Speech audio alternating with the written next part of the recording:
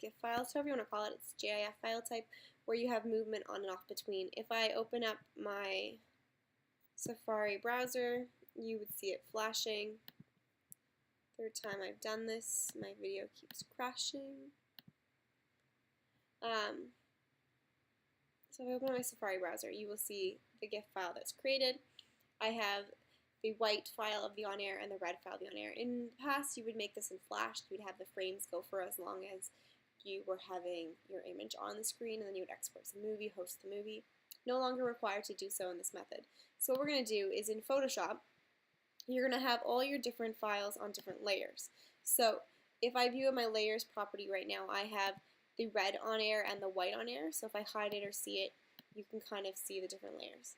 Now in your window browser, there's a new window called Timeline.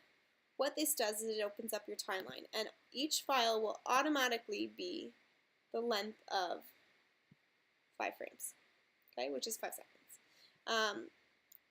Obviously, I didn't want to have a loop that was that long, so I shortened the length of the composition, which is this here, to just being 2 frames. And then 1 frame would be on, 1 frame would be off.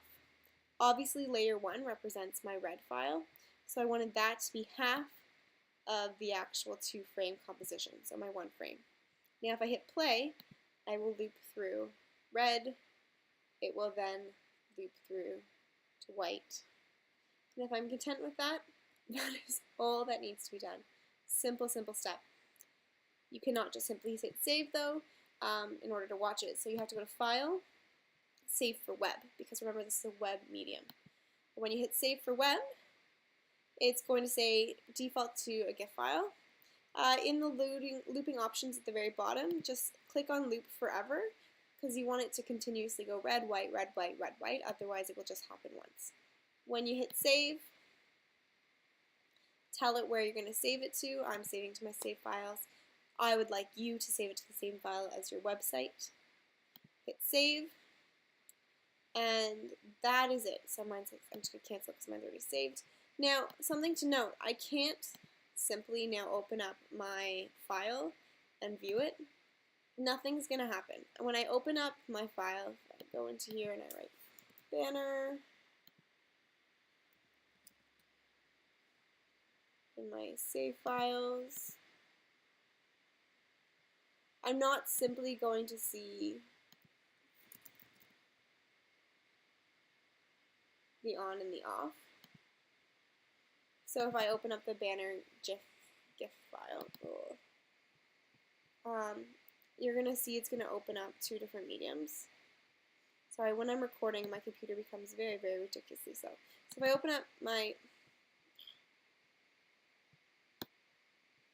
banner GIF file, it's going to show you the 2 files. Click there, thank you. But you're not going to see the looping. So do not be worried if you don't see it.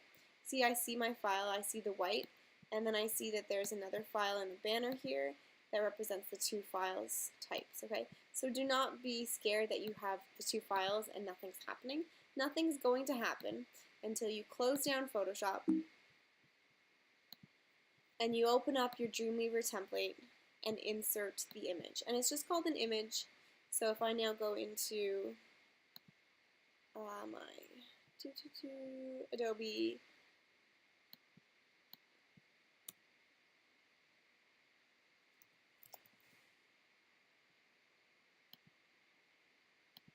if I now go into my Adobe Dreamweaver, I can load the file into my template file, which is somewhere on my very, very, very busy desktop. And it will open up, and I'm just going to load the image. And when the image is loaded in my template file, you will see the loop here. So all you're going to do is go File, Insert Image. But you need to have it exported first as the GIF file. So I hope that helps. We will talk more about loading the images when we're doing our website tutorials.